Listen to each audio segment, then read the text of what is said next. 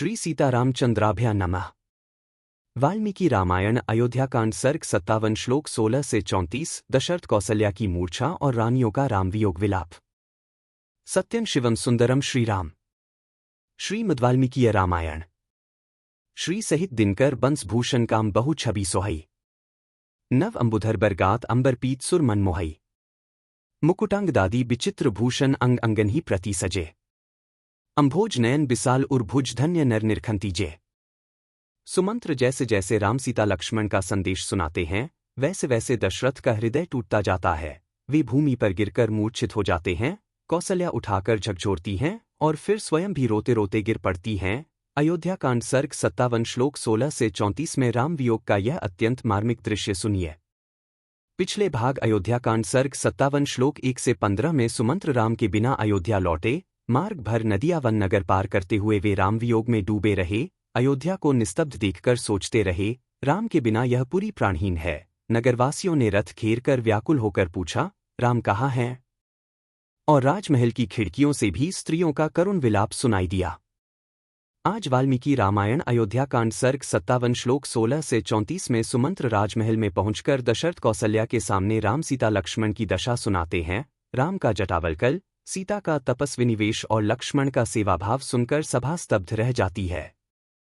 संदेश पूरा होने से पहले ही राजा मूर्छित होकर गिर पड़ते हैं। कौसल्या उन्हें धिक्कारते रोते उठाती हैं, फिर स्वयं भी पृथ्वी पर गिर पड़ती हैं और उनके साथ संपूर्ण अंतःपुर तथा नगरवासियों का विलाप अयोध्या को शोकसागर बना देता है। स राजमार्ग मध्यन सुमंत्रः पिहिताननः यत्र राजा दशरथस्तदेवोपेयो गृहम् 16। राजमार्ग के बीच से जाते हुए सुमंत्र ने कपड़े से अपना मुंह ढक लिया। वे रथ लेकर उसी भवन की ओर गए जहां राजा दशरथ मौजूद थे। 16 सोवतीर्य रथाच्छिगरन् राजवेशम प्रविश्य च कक्ष्याः सप्ताभिचक्राम महाजनस्माकुलाः 17। राजमहल के पास पहुंचकर वे शीघ्र ही रथ से उतर पड़े और भीतर प्रवेश करके बहुत से मनुष्यों से भरी हुई 7 ड्योढ़ियों को पार कर गए। 17 हमैर्विमानयः प्रासादर्वेक्ष्यात् समाक्तम् हाहाकार कृता नार्यो रामादर्शनकर्षिताः 18। धनियों की अट्टालिकाओं, सतमंजिले मकानों तथा राजभवनों में बैठी हुई स्त्रियां सुमंत्र को लौटा हुआ देख श्रीराम के दर्शन से वंचित होने के दुख से दुर्बल हो हाहाकार कर उठीं। 18 आयतर्विमलैर्नेत्रैः श्रुवैः परिप्लुतैः अन्योन्यमभिवीक्षन्ते व्यक्तमार्ततराः स्त्रियः। 19 उनके कज्जल आदि से रहित बड़े बड़े नेत्र आंसुओं के वेग में डूबे हुए थे। वे स्त्रियां अत्यंत आर्त होकर अव्यक्त भाव से एक दूसरी की ओर देख रही थीं। ततो दशरथ स्त्रीणा प्रासादेभ्यस्ततस्ततः रामशोकाभितप्ताना मंदंशुश्राव जल्पितम 20। तदंतर राजमहलों में जहां तहां से श्रीराम के शोक से संतप्त हुई राजा दशरथ की रानियों के मंदस्वर में कहे गए वचन सुनाई पड़े। 20 स रामेन निर्यातो विना राम्यागतः सूतः किन नाम कौसल्या क्रोशंती प्रतिवक्ष्यति। 21 ये सारथी सुमंत्र श्रीराम के साथ यहाँ से गए थे और उनके बिना ही यहाँ लौटे हैं। ऐसी दशा में करुण क्रंदन करती हुई कौसल्या को ये क्या उत्तर देंगे। 21 यथा च मन्ये दुर्जीवमेवं न सुकृन् ध्रुवम् अच्छिद्य पुत्रे निर्याते कौसल्या यत्र जीवती। 22 मैं समझती हूँ जैसे जीवन दुख जनित है, निश्चय ही उसी प्रकार इसका नाश भी सुकर नहीं है। तभी तो न्यायतः प्राप्त हुए अभिषेक को त्याग कर पुत्र के वन में चले जाने पर भी कौसल्या अभी तक जीवित हैं। 22 सत्यरूपं तु तद वाक्य राजस्त्रीणा निशाम्यन् प्रदीप्त इव शोकिन विवेश सहसा गृहम्। 23 रानियों की वह सच्ची बात सुनकर शोक से दग्ध से होते हुए सुमंत्र ने सहसा राजभवन में प्रवेश किया। 23 सप्रविश्याष्टमी कक्ष्यां राजानंदीन मातुरम पुत्र शोक परिद्युन्म पश्यत पांडुरे गृहे। 24 8वीं ड्योढ़ी में प्रवेश करके उन्होंने देखा राजा एक श्वेत भवन में बैठे और पुत्र शोक से मलिन, दीन एवं आतुर हो रहे हैं।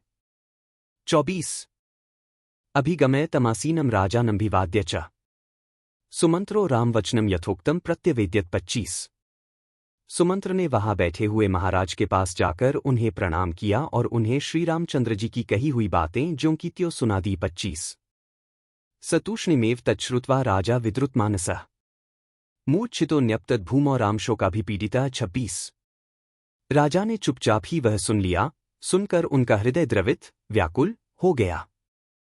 फिर वे श्रीराम के शोक से अत्यंत पीड़ित हो मूर्छित होकर पृथ्वी पर गिर पड़े। 26 ततोऽन्तःपुरमाविद्धं मूर्च्छिते पृथिवीप्तो उच्छ्रित्य बाहु चुक्रोश नृप्तो पतिते क्षितो 27। महाराज के मूर्छित हो जाने पर सारा अंतःपुर दुख से व्यथित हो उठा।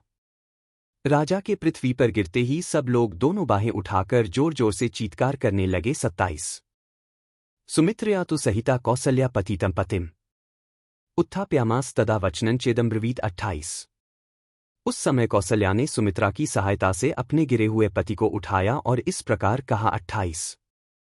इमं तस्य महाभागदूतं दुष्करकारिणा वनवासादनुप्राप्तं कस्मान्न प्रतिभाष से। 29। महाभाग, ये सुमंत्र जी दुष्कर कर्म करने वाले श्रीराम के दूत होकर उनका संदेश लेकर वनवास से लौटे हैं। आप इनसे बात क्यों नहीं करते हैं? 29। अद्य मन्यं कृत्वा व्यपत्रप्सि राघव उत्तिष्ठ सुकृतं तेस्तु शोके न स्यात् सहायता। 30। रघुनंदन, पुत्र को वनवास दे देना अन्याय है। यह अन्याय करके आप लज्जित क्यों हो रहे हैं? उठिए, आपको अपने सत्य के पालन का पुण्य प्राप्त हो। जब आप इस तरह शोक करेंगे तब आपके सहायकों का समुदाय भी आपके साथ ही नष्ट हो जाएगा। 30। देव यस्या भयाद रामन्नानुपृच्छसि सार्थिम् नह तिष्ठति कैकेयी विश्रब्धम प्रतिभाष्यताम्। 31। देव, आप जिसके भय से सुमंत्र जी से श्री राम का समाचार नहीं पूछ रहे हैं वह कैकेयी यहां मौजूद नहीं है, अतः निर्भय होकर बात कीजिए। 31।